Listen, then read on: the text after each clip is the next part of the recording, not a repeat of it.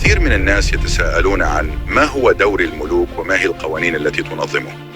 دوري الملوك هو نوع من أنواع البطولات العالمية في كرة القدم لمنتخبات بعض الدول المشاركة، وكانت الفكرة من جيرارد بيكي لاعب برشلونة السابق. عدد اللاعبين 7-7.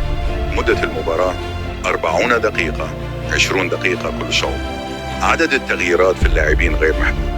تقنية الفار موجودة، ولكن من حق كل فريق أن يستعملها مرة واحدة فقط. تبدأ المباراة بلاعب وحارس فقط من كل فريق، وبعد كل دقيقة يتم إضافة لاعب من كل فريق، وحين تصل الدقيقة 5 يكون عدد اللاعبين 7 ضد 7، ويبقى ذلك العدد إلى حدود الدقيقة 18، حيث يتم اللجوء إلى عملية النرد لمعرفة عدد اللاعبين الذين بإمكانهم البقاء على أرضية الملعب من خلال العدد الظاهر على النرد إلى أن ينتهي الشوط الأول.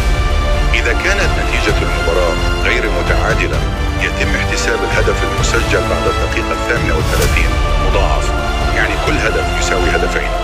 إذا وصلت الدقيقة 38 ونتيجة المباراة ما زالت متعادلة يتم العمل بخاصية الهدف الذهبي، يعني أن أي فريق سجل الهدف فهو الفائز بالمباراة. إما إذا انتهت المباراة بالتعادل فيتم اللجوء إلى ضربات الجزاء بأسلوب 1 ضد 1 من وسط الميدان. المرجو الاشتراك في القناة وتفعيل زر الجرس ليصلكم كل جديد.